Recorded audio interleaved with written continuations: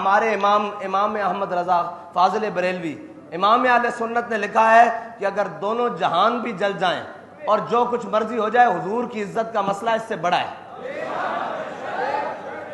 اور رہی بات کہ حضور کی عزت کے مسئلے میں یا قرآن کے تحفظ کے مقابلے میں تم کسی بھی چیز کو لا کر کھڑے ہو، سب سے پہلے تحفظ قرآن ہے، تحفظ ناموس رسالت ہے، اس کے بعد جو چیز آئے گی اس کا تحفظ ہے۔ من قتل معاہدا من غیر کنات ہے، من غیر کنات، جو بلا وجہ کوئی بات کرے، اور بلا وجہ تو نہیں ہوئی نا بھائی، ہم تو یہی بتاتے ہیں بھی بلا وجہ نہیں ہوئی، بلا وجہ اگر ہوئی ہوتی اور الزام دھرتے ہیں ہم پر۔ میں نے کہا اچھا الزام ہے ہم پر، تو ہم نے کب کہا ہے کہ ہم ناموس رسالت کے لیے باہر نکلنے والے نہیں ہیں؟ ہم نے کب کہا ہے کہ ہم تحفظ قرآن کے لیے باہر روڈوں پر آنے والے نہیں ہیں؟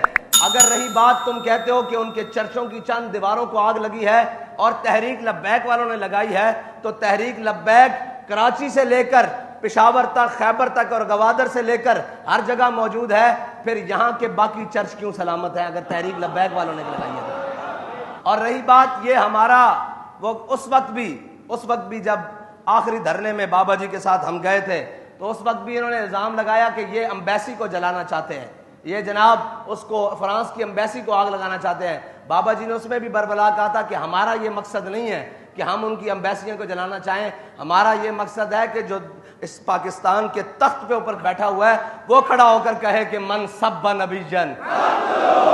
ہماری تو لڑائی اس شخص کے ساتھ ہے، ہماری لڑائی ان اقلیتوں کے ساتھ نہیں ہے کہ جو بغیر کسی وجہ کے اور جناب اپنے حدود میں رہتے ہوئے پاکستان کے اندر رہ رہی ہیں۔ وہ تو صبح شام ہمارے آگے پیچھے، یہ جناب اقبال ٹاؤن جاؤ، یہ ہماری گلیوں میں صبح شام پھر رہے ہیں، انہیں ہم سے کوئی مسئلہ نہیں اور ہمیں ان سے کوئی مسئلہ نہیں۔ لیکن جب بات ناموس رسالت کی آ جائے اور بات قرآن کی آ جائے تو پھر ہمیں ہر اس سے مسئلہ ہے۔ تم تو اقلیت کو روتے ہو نا، اگر وہ کلمہ گو بھی ہو تو اس کا انجام وہی ہے۔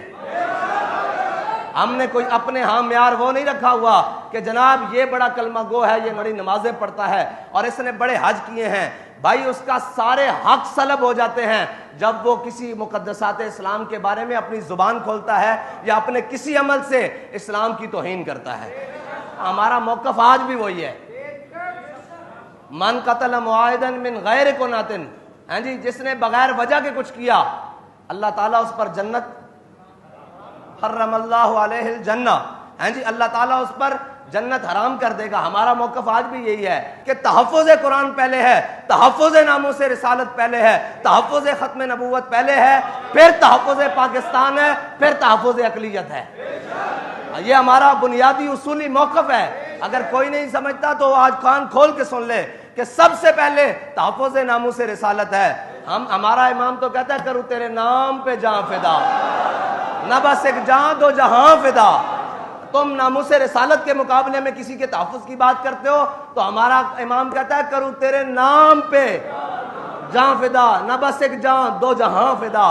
کہا ایک طرف دونوں جہان کھڑے ہو یا رسول اللہ، ایک طرف آپ کا نام نامی ہو، ہم دونوں جہان آپ کے نام پر وارنے کے لیے تیار ہیں۔ یہ صرف یہ بات نہیں ہے، صرف پاکستان کا نہیں، پورے عالم کا اگر امن قائم ہو سکتا ہے تو وہ ایک ہی بات سے قائم ہو سکتا ہے کہ ساری دنیا ہمارے آقا مولا صلی اللہ تعالیٰ علیہ وسلم کی عزت کرنا سیکھے۔ بس اگر کوئی چاہتا ہے امن قائم ہو، میں نے کہا امن ایک ہی صورت میں قائم ہو سکتا ہے کہ کیوں بھونکتے ہیں وہ، ان کی جرت کیسے ہے کہ وہ ہمارے قرآن کے بارے میں بات کریں، وہ ہمارے اسلام کے بارے میں بات کریں۔ آج تک تم نے کسی ایک گستاخ کو قرار واقعی سزا دی ہوتی تو کسی کی جرت نہ ہوتی کہ یہ گستاخی کرتا، لیکن مسئلہ یہ ہے کہ تم خود بھی ان کے ساتھ کھڑے ہو جاتے ہو ناموس رسالت کے مقابلے میں، کیونکہ مسلمان کی ایک ہی ریڈ لائن ہے، وہ ہے 295 سی۔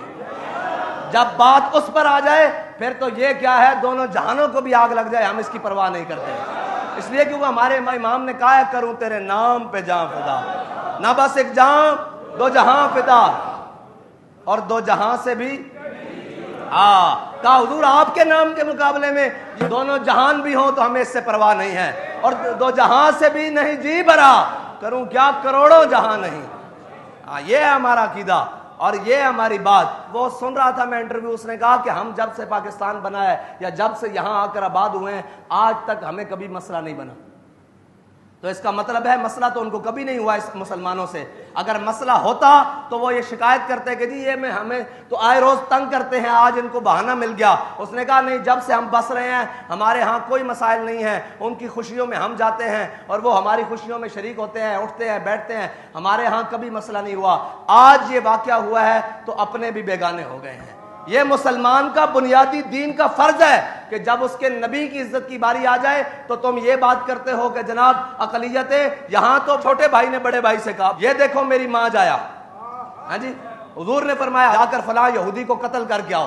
فلاں تم کہتے ہو ساتھ والے رہنے والے اقلیت, یہاں حضور کا فرمان آ جائے. حضور نے فرمایا جا فلاں یہودی کو جناب قتل کر کے آؤ. صحابی گئے, یہودی کو قتل کر کے آ گئے تو ان کا جو نام کیا ہے نا بھائی, وہ ان کو ملامت کرنے لگا.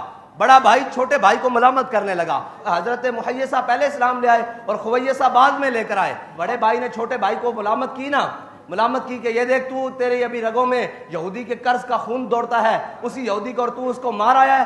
جب ناموس سے رسالت کی بات آئے گی ہم تو اپنے بڑے بھائی کو نہیں دیکھتے یار, ہم تو اپنے سگے رشتوں کو نہیں دیکھتے. اور حضرت محیصہ نے خویصہ کا ہاتھ پکڑا اور باہر چوک میں لے آئے.